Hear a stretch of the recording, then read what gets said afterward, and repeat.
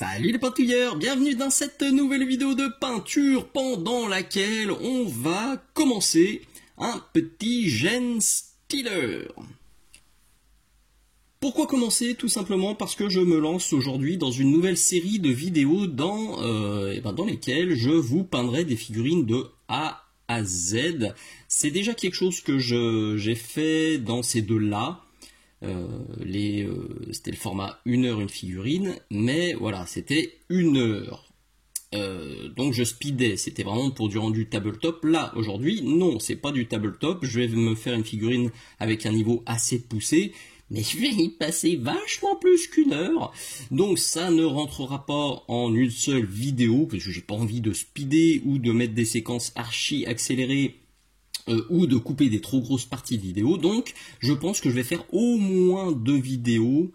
Ouais, je pense qu'en 2 ça passe. Si vraiment c'est trop long, je le ferai en 3, mais mon objectif c'est de faire 2 vidéos de 25-30 minutes. La première, c'est la naissance du projet, c'est les premiers coups de pinceau, c'est les premiers dégradés.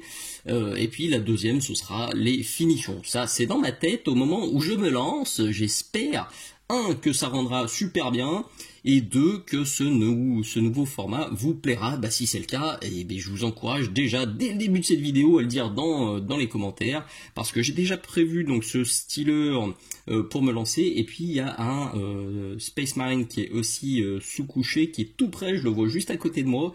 Il attend que de passer aussi sous les pinceaux pour ces nouvelles vidéos de A à Z.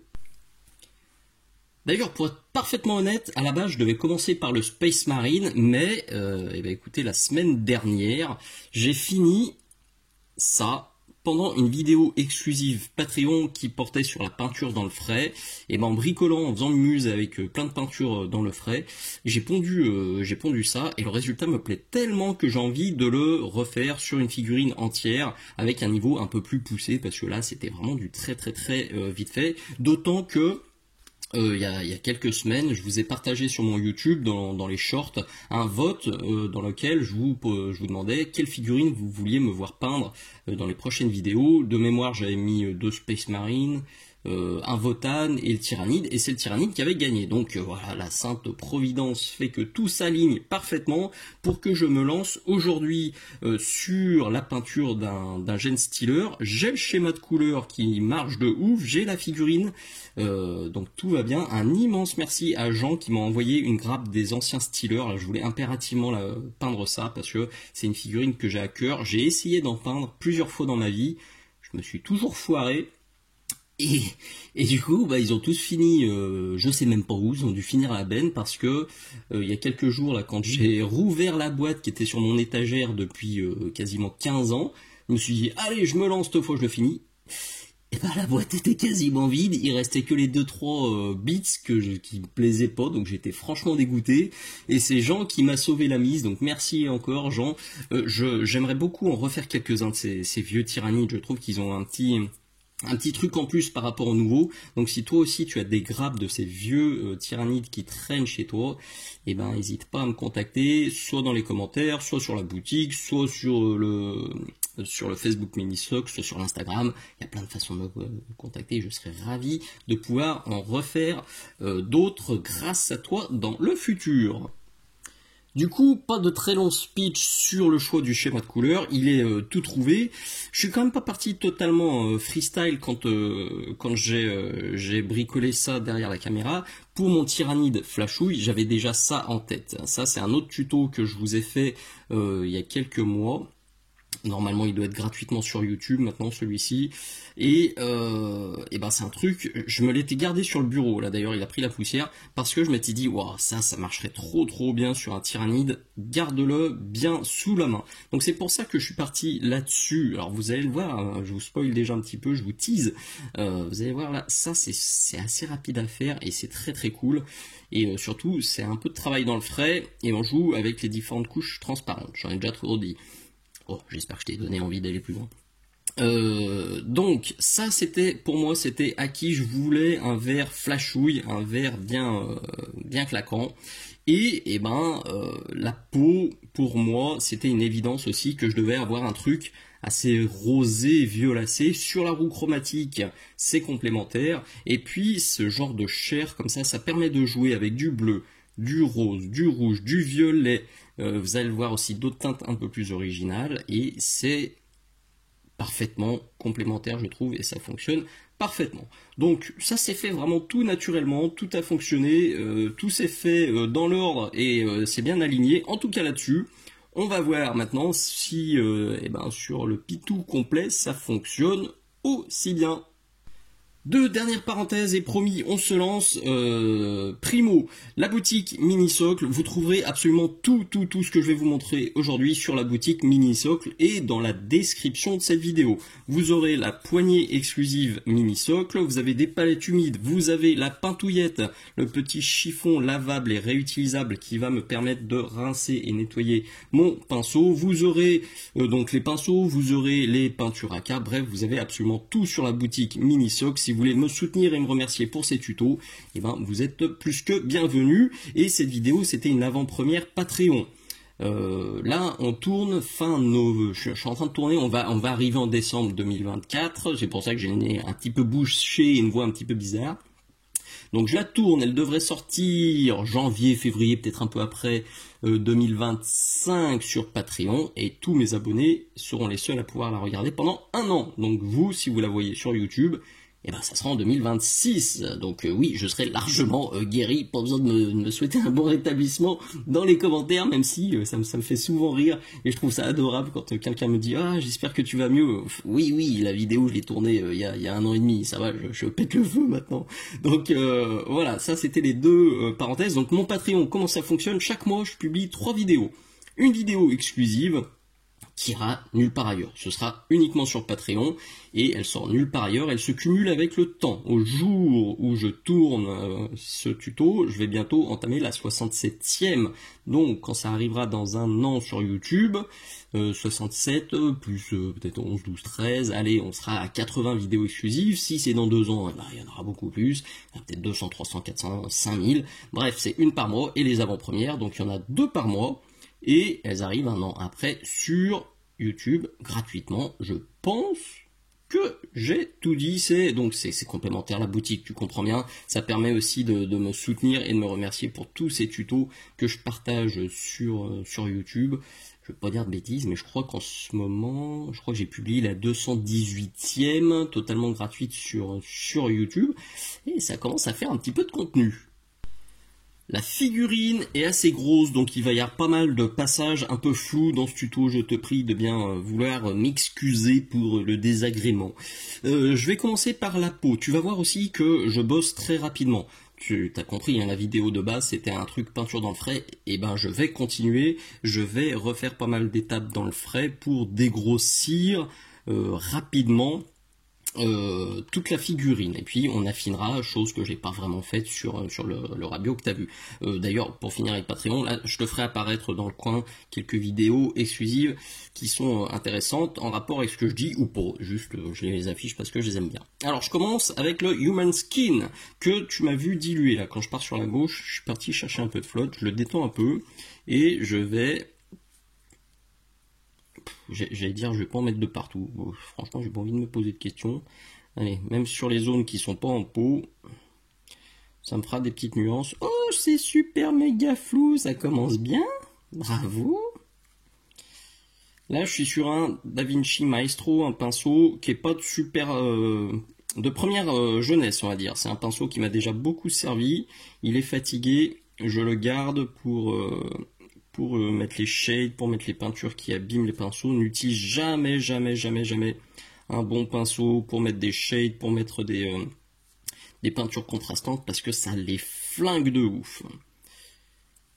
Donc là, rien de bien ouf, je tartine, et là, je rince mon pinceau, je le passe sur ma patouillette pour bien le sécher, et tu vois... Je vire, ou tu vois pas, si le focus est dégueu, je vire la peinture sur le haut de la figurine pour avoir un début de lumière zénitale, un début de hiérarchisation de la lumière, parce que sur une figurine comme ça, ça va être super important. D'ailleurs, j'ai oublié de dire que la figurine avait été couchée en grès-cire avant. Voilà, je fais ça un petit peu de partout. Il y a beaucoup de petits recoins, donc je vais essayer de rien oublier. Et puis on se retrouve dans quelques secondes. On commence déjà à sentir la carnation. Je vais marquer un peu plus le résultat et le rendu. Là, j'en ai remis, là, pardon, c'est hors champ. Il est non dilué et je vais venir en remettre un peu plus dans les articulations, vous voyez, des trucs comme ça. Et puis accentuer un petit peu le côté rosé à certains endroits, alors notamment dans ces petits machins là par exemple, sans m'appliquer, hein. Je vais pas y passer 107 heures sur les tendons, les machins comme ça. Voilà, je veux juste renforcer le côté un petit peu rose. Alors pas là, je ne sais pas pourquoi j'en ai mis là. On va mettre ça sur le dos, sur le compte du nez bouché. Mon cerveau n'est plus assez oxygéné. Ça doit être ça. Je ne vois pas d'autre explication. Ou peut-être la nuit dégueulasse que je viens de passer. Peut-être. Bref, je vous épargne ça. De toute façon, l'idée c'est de prendre une goutte, pas trop diluée, de faire un prouch par-ci par-là, et puis de simplement accentuer la saturation et l'opacité de cette couche de Human Skin. C'est déjà beaucoup plus intéressant et contrasté comme ça, et on va continuer à apporter du contraste et de la nuance avec ça. Maintenant, c'est Living Cushion Purple. Il est là sur la palette, je vais faire exactement la même chose qu'avec le Human Skin. Donc un premier passage très dilué, un peu global, pour teinter, pour apporter des couleurs sympas. Et puis un autre passage beaucoup plus localisé et beaucoup moins dilué sur les jointures et là où j'en veux vraiment. Je filme pas, c'est vraiment la même chose, aucun intérêt, la suite va être vachement plus intéressante. Je fais quand même un petit break juste avant le second passage, donc là je viens de mettre le passage bien dilué de partout, et là du coup, c'est maintenant que je vais commencer à l'appliquer de manière beaucoup plus localisée. Ça change déjà la teinte, ça lui donne un côté plus sympa. Je vois que j'ai fait des auréoles, c'est pas très grave. Alors je veux une chitine assez texturée, une peau texturée, une chitine texturée. Et deux, même quand on fait des boulettes, c'est quelque chose que je dis dans cette vidéo exclusive.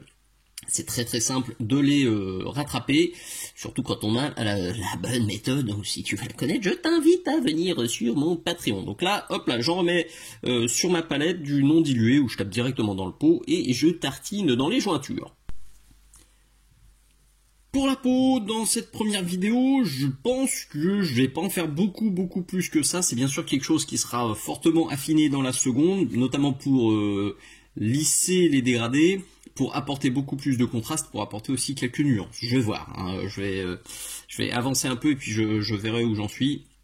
Niveau timing, en tout cas, là, ce que je veux faire avant de continuer la peau, je veux avancer les parties de chitine, parce que là, pour le coup, il reste du job. Je vais suivre exactement le même cheminement. Je vais partir sur une couleur plutôt claire, que je vais tirer dans les ombrages, puis rajouter une couleur plus foncée que je vais tirer dans les ombrages, et enfin une couleur vachement plus foncée que je vais tirer dans les ombrages. L'idée, c'est d'obtenir un dégradé, comme vous l'avez vu sur la pince. Hop là, donc qui est là, donc avec un vert bien flashouillos. Et pour faire ça, je pars avec une première couche de Yandel Yellow. Pourquoi je le mets là? Parce que j'ai tellement peur de le faire béner que je préfère qu'il tombe dans la palette plutôt que sur mon bureau. Donc, je vais y aller avec lui, pur. Je viens de choper, je fais jamais ça avec les peintures. Je suis en PLS quand j'ai un élève en vrai qui me sort ses pots de peinture et qui vient choper ça directement dans la languette. Que ce soit une contraste ou pas. Alors bon, les contrastes et les shades, allez, pourquoi pas. Mais quand ils me font ça avec une peinture qui n'est pas shade ou rien, je fais qu'est-ce que c'est que ça? Ne faites pas ça à la maison, les amis. Il faut diluer vos peintures. Vraiment, sauf dans de très rares exceptions. Donc ça, je le pose de manière un peu cradingue. Je rince à fond mon pinceau. Petit passage sur ma petite pintouillette. C'est toujours aussi flou, j'en suis navré. Et puis, voilà, je viens virer sur le haut. Alors, ce que j'expliquais dans la vidéo sur la vidéo exclusive là, sur le travail dans le frais, c'est qu'on peut parfaitement, plutôt que de faire une étape, puis une étape, puis une étape, j'aurais très bien pu mettre la couleur, donc le jaune, puis la couleur d'après et la dernière couleur, tout ensemble et tout mélanger directement sur la figurine et utiliser la figurine comme une palette. C'est exactement ce que j'ai fait dans le tuto. Et sur cette pince là, comme c'est beaucoup plus petit et que je veux y aller plus progressivement, c'est pour ça que je fais étape par étape. Mais c'est le même principe. Ce que je vais faire maintenant, ça va juste être un peu plus long. Donc je l'ai fait là, je vais le faire sur le dos, sur les griffes, un petit peu partout. Alors là c'est moche, hein. Attention, normalement j'aime beaucoup faire du violet et l'associer à du jaune, et alors là, mon dieu, qu'est-ce qu'il est vilain de cette couleur. Heureusement il va pas rester comme ça du tout, puisque là je sors de l'Elderly Emerald. Alors, même principe, je vais essayer de pas le béner, on est bon. Et je vais tartiner copieux. Alors là vous dites, pourquoi peut-être tu as passé du jaune avant de passer ton vert? Tout simplement parce que avec les contrastes on joue sur un effet de transparence.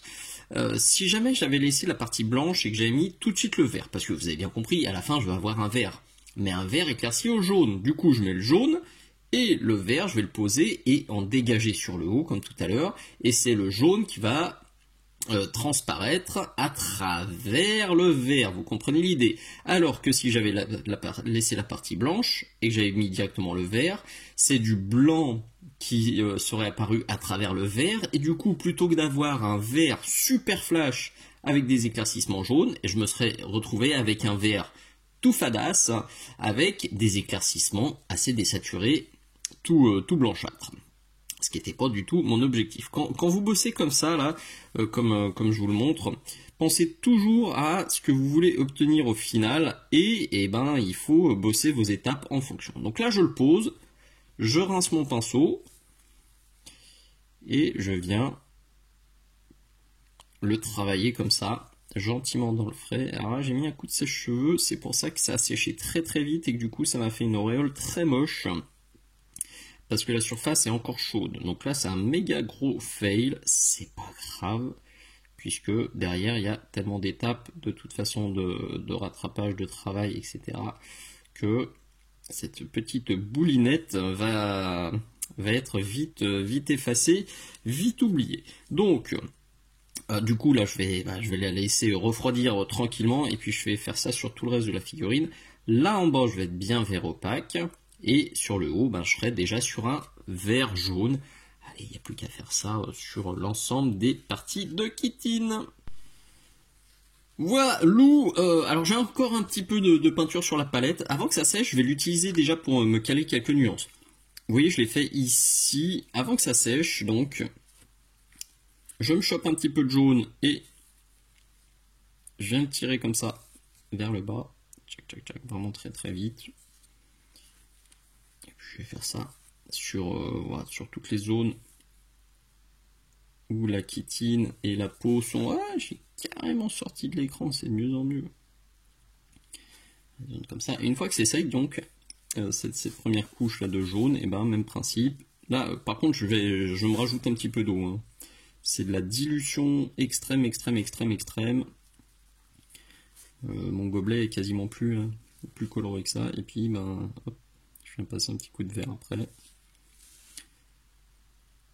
de manière à verdir un petit peu ma peau, pour harmoniser un petit peu les lignes, harmoniser un petit peu les deux.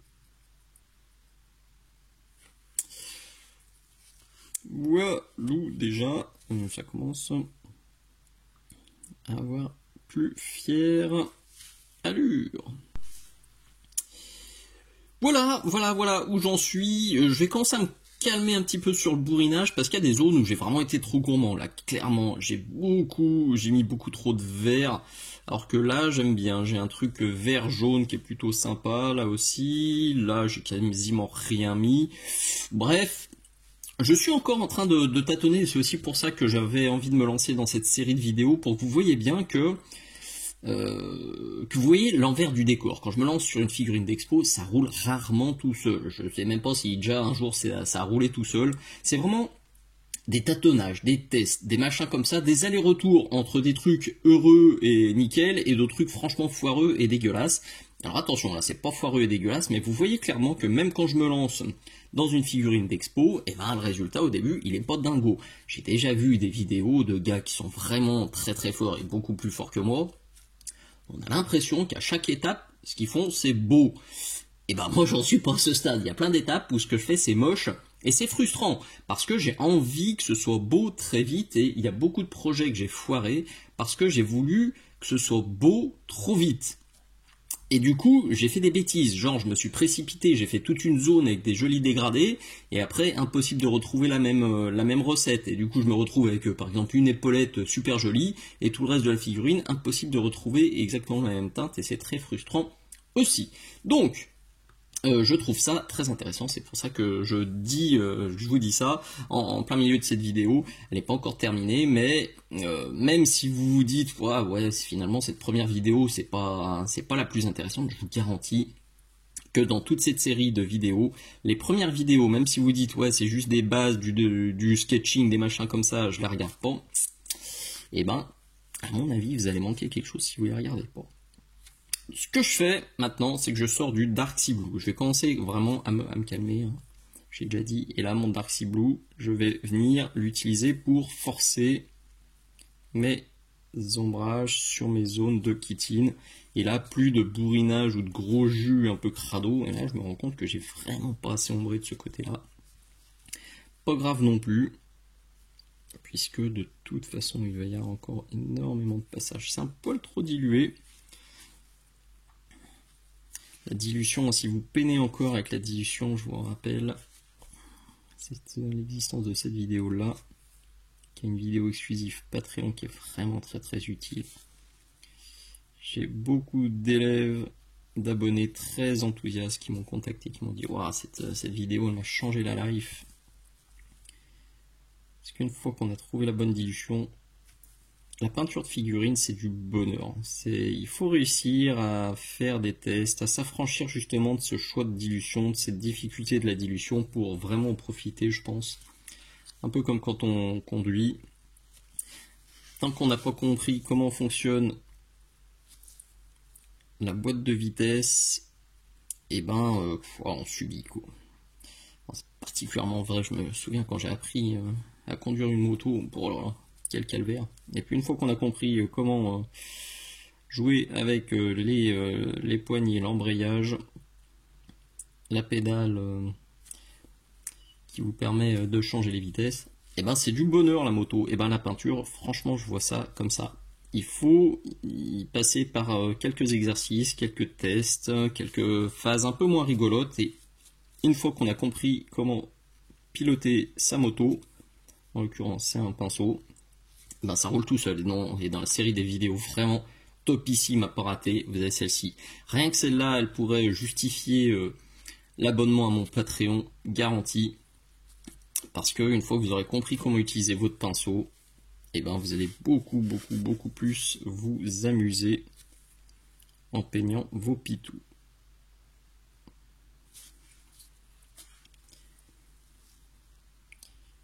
Tchac. Bon, vous l'avez compris, ça, pour le coup, ça va être un peu plus longuet. Je pourrais sketcher et faire le cochon, mais je trouve que j'ai déjà bien fait le cochon dans ce début de tuto, donc là je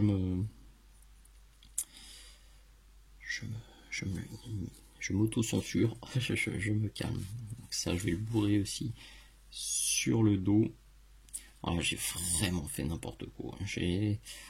La zone n'était pas claire. Je savais pas si c'était de la chitine ou de la peau. Du coup, c'est verdâtre. On dirait un vieux chewing-gum à la chlorophylle qui a été mâché. Ça me va pas du tout. Et autre zone que je déteste, c'est là. Je sais pas pourquoi je suis venu mettre autant de chitine dans ce coup. C'était une extrêmement mauvaise idée. Mais, comme je vous l'ai déjà dit tout à l'heure, il n'y a rien d'irrattrapable sur une figurine. On verra dans la suite de cette vidéo justement, dans la suite de celle-là ou peut-être dans le début de la prochaine, on verra comment rattraper ça et lui redonner un petit peu de peps. Là je pense que je dois être à peu près à un quart d'heure de peinture, enfin de tournage pardon. Je ne compte pas le papotage du début. Donc je pense qu'on s'oriente gentiment vers la fin de ce premier volet. Encore quelques coups de pinceau, quelques minutes de pentouille, et puis il sera temps de jumper sur la deuxième. Alors pour mes abonnés Patreon, je vous préviens, marquez pour les youtubeurs aussi, elle arrivera peut-être pas le mois prochain, mais plutôt dans 2 mois, pour me laisser le temps de finir avec un chouette niveau. Et puis je rajouterai au milieu un autre tuto, bien sûr. Pour rappel, hein, si vous êtes sur YouTube, si vous la voyez sur YouTube pour la première fois, mes abonnés Patreon, ça fait 1 an qu'ils peuvent déjà la voir, cette vidéo.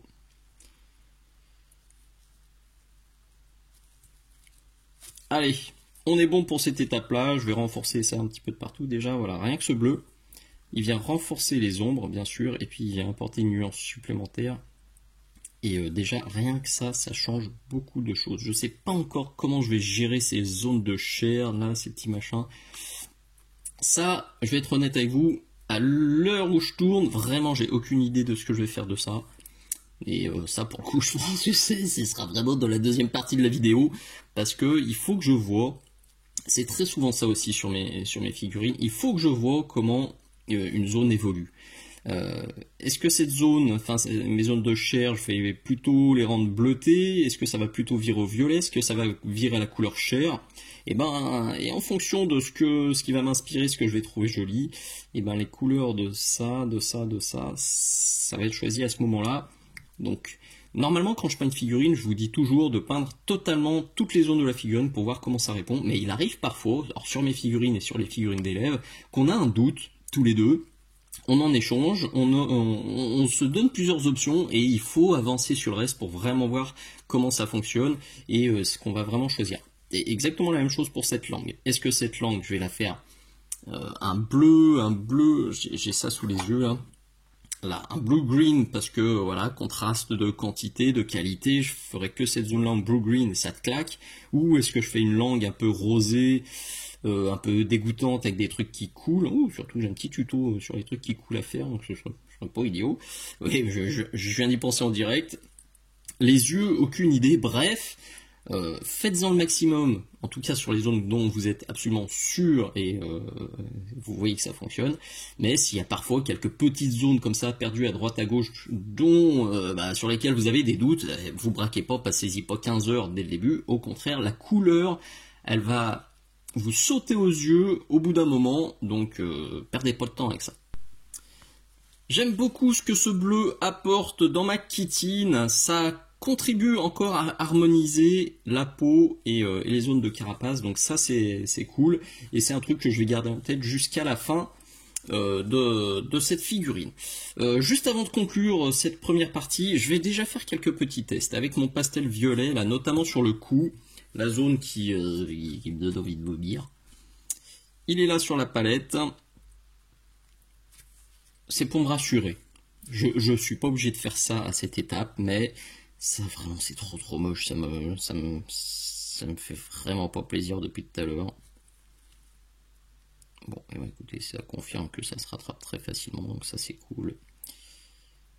Est-ce que je vais la garder violette cette peau? J'en suis pas encore certain. Je pense que je vais avoir besoin de quelques heures de recul. Là, je pense que je vais la poser pour aujourd'hui, cette figurine, et puis je verrai demain ou un peu plus tard ce que j'ai vraiment envie de faire. Je veux pas que la peau soit trop violette, je veux pas qu'elle soit trop blafarde. Voilà, il y a encore un petit truc qui me chafouine, même si c'est déjà beaucoup mieux avec ça. C'est vrai que du violet, parfois il y a ça aussi, vous voyez. J'ai envie de partir sur une peau, genre, ah ouais, j'ai ça sous la main, j'ai ça sous les yeux, j'ai mon Grimy Grey, là, ma teinte archi méga préférée, elle est juste là. C'est un truc que je mets de partout. Oui, je pourrais faire une peau blafarde et tyrannidesque avec ça, les doigts dans le pif. parce que c'est des teintes que je maîtrise, c'est des teintes aussi que j'apprécie. Mais quand on sort jamais de sa zone de confort et quand on se remet jamais en danger, quand on se met jamais en question, et ben on stagne. C'est un truc que je dis aussi beaucoup à mes élèves, que ce soit en distanciel, que ce soit en présentiel. Parfois, il faut faire des trucs qu'on n'aurait pas fait forcément. Sortir de sa zone de confort. De temps en temps, ça fait tellement du bien. Ça permet de trouver des nouvelles recettes, ça permet de faire des trucs rigolos. Ah ouais, mais j'en ai mis de partout. Mais pourquoi j'ai fait ça, sérieux? Ouais, je suis deg. Bon, bah écoutez, là pour le coup, je vais pas tout filmer. Donc oui, sortez de votre zone de confort de temps en temps. Je vous garantis que vous allez trouver des trucs cool. Et puis ça évite de s'enterrer. On connaît tous 1, 2, 3, 10, 20 peintres parfois. Alors ils peignent super bien, je sais pas, allez, des Space Marines bleus ou des militaires verts ou kaki ou je sais pas quoi. Je vise absolument personne, il y a personne qui me vient en tête tout de suite. Si, mais il fait pas ces deux heures. Ah, allez, j'en ai déjà trop dit. Je suis sûr que vous avez ça dans votre entourage aussi, où vous suivez un mec sur le net. Il fait toutes ses figurines avec les mêmes couleurs. Alors, il y a une différence entre avoir un style archi reconnaissable, et ça, je pense que c'est la patte des bons peintres, quand ils ont un style qui est assumé et qui fonctionne bien. Ça, j'aime bien. Par contre, avoir un mec qui bosse toujours les 15-20 mêmes couleurs, quelle que soit l'armée, quel que soit le sujet, quelle que soit l'ambiance, et ben ça, j'avoue que c'est un truc qui m'emballe un petit peu moins. Et parfois, on sent les gars qui maîtrisent une palette de couleurs bien précise et qui savent rien faire d'autre. Attention, c'est pas une critique. Du tout, du tout. Chacun fait ce qu'il veut avec la peinture de figurine, et c'est pour ça que moi, la peinture de figurine, ça m'éclate, parce qu'au final, on fait absolument ce qu'on veut. Mais je vous encourage plutôt, en tout cas, c'est mon avis, je vous encourage plutôt à faire des tests un petit peu de temps en temps, et à tenter des trucs un peu, parfois, soit absurdes, soit qui vous seraient pas venus en tête, parce que c'est soit des teintes que vous aimez pas, soit des techniques que vous ne maîtrisez pas, vous avez compris. Donc là, attention, c'est en train de virer aussi ultra dégueulasse, ce que je suis en train de faire, en papotant. Je cherche pas à lisser le dégradé, je cherche vraiment à virer le vert, tout en gardant une petite teinte de violet, et une fois que ça sera bien reteinté, je vais reprendre les étapes sur la peau, donc avec mon Human Skin, avec mon violet Invocation, et je vais me passer un petit glacis pour que ce coup redevienne beaucoup plus sympa. Je vais quand même aussi, allez, pendant que j'y suis, commencer à voir si ça pourrait être utilisé pour faire mes éclaircissements. Parce que sur les tests de la pince, sur la pince que vous avez vue tout à l'heure, ma peau, je l'avais éclaircie avec du vert de gris. Et ça m'avait bien emballé, j'avais bien aimé. Alors, est-ce que je vais repartir sur le vert de gris, ou est-ce que ce petit violet là possible me permet de faire des trucs jolis? Est-ce que c'est les deux finalement que je vais utiliser, parce que c'est pas complètement incompatible? Et ben, ce violet est pas moche du tout. Ok, c'est assez prometteur, peut-être un poil crayeux. Bon, à ma décharge là, c'est un peu violent ce que je suis en train de faire. Il n'y a quasiment aucune dilution, il n'y a pas de mélange, j'y vais comme un sac et comme un sale. C'est normal que le résultat soit pas très très joli, c'est plus du test là. Mais ouais, non, c'est pas déconnant du tout comme teinte. Il va juste falloir que je trouve un moyen de faire quelque chose un peu moins violent. Ah, puis alors là, vous voyez, je suis super rouge, alors que là, je suis très violet. Il y a du job, les amis. Je pense que j'ai trouvé ce que j'étais venu chercher, là, ce que j'obtiens là. Ça me plaît. Ça me plaît suffisamment, je le redis, je suis pas un grand fan de violet, sur le principe j'ai envie de changer complètement la teinte, mais non, je vais aller au bout et faire une petite figurine violette est verte, et B, je pense que ça va être très sympa, ça va être très formateur, et en faisant quelques ajustements de nuances, de saturation, de contraste à la fin, je suis certain que ça va me plaire. J'ai pas vraiment bossé là, je suis pas allé plus loin sur cette carapace verte pour le moment, parce que je sais, là, j'ai ma recette de vert, ça marchait très bien dans le tuto sur le travail dans le frais, je sais exactement où je vais, c'est plus pour les zones de peau, entre guillemets, que je savais pas trop où j'allais. Ça me convient. On va voir dans la suite de la vidéo, donc dans la prochaine vidéo, ce que j'ajuste pas, quelle teinte j'ai utilisé pour faire cette jolie petite peau. Il y a plein de choses à voir dans la seconde partie de ce tuto. Du coup, si tu vois cette vidéo sur Patreon, déjà, merci beaucoup pour ton abonnement et pour ton soutien. Je te donne rendez-vous dans 2 mois, je pense, pour la suite. Si tu la vois sur YouTube, alors bonne nouvelle, alors oui, t'as un an de retard, mais bonne nouvelle, la seconde partie de la vidéo, elle doit être en avant-première. Donc tu as juste à aller sur mon Patreon, à choisir au minimum le palier des avant-premières, et tu peux voir immédiatement la seconde partie. C'est plutôt cool. Alors pour ceux qui se disent ouais, c'est peut-être pas super intéressant ces premières parties, je regarderai que les deuxièmes. Et j'attire votre attention sur un truc que je trouve très intéressant. Alors c'est pas évident à la vidéo, mais là on le sent bien. Et là on le sent bien aussi derrière. On voit encore toutes les nuances de vert, de jaune, de violet, de rouge que j'ai mis au début. Et c'est ça, je vais conclure là-dessus. C'est très important. Ce premier geste, cette première vidéo, ça ressemble pas à grand chose, on va s'avouer les choses, c'est pas très joli à la fin, mais tout ce que j'ai fait là, placer des nuances, sketcher les éclaircissements, sketcher les lumières, tout ça, c'est un travail qui est super intéressant, qui est beaucoup plus facile à faire maintenant plutôt qu'à la fin. Parce que je connais plein d'élèves, quand je les ai rencontrés, ils mettaient pas de nuances, ils contrastaient pas beaucoup, ils prenaient pas trop de risques, et ils avaient toujours du mal à aller plus loin. Parce que ils trouvaient, je sais pas, ils ont fait une armure jaune, elle est classe. Je leur dis ouais mais là regarde, mets des nuances, mets plus de contraste, sketch ça, fais ci, fais ça. Ils disent ah non ça me plaît déjà comme ça. Et là au moins, quand vous faites ces étapes un peu cradingues dès le début, vous n'allez pas flipper de tout foirer puisque c'est dès le début et que vous savez que vous avez tellement d'étapes derrière pour retoucher, affiner, peaufiner, etc. que c'est super détente et que tout ce que vous allez faire maintenant, ça va se sentir à la fin.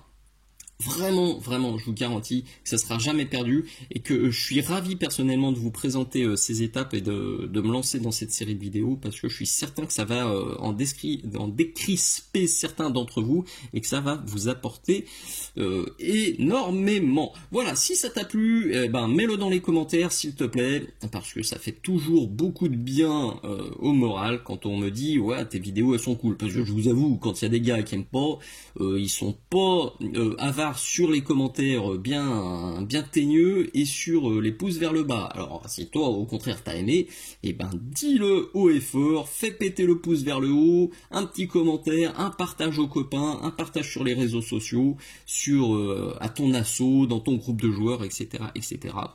Ce sera vraiment très apprécié, ce sera vraiment très cool et ça va me donner envie de faire encore plus de vidéos pour mon Patreon et pour mon YouTube. Et voilà, si tu aimes mon boulot, tu peux aussi me soutenir sur la boutique Minisoc. T'as plein d'infos super intéressantes dans la description pour me soutenir et pour te faire plaisir en même temps. Allez, des bises, à très bientôt, ciao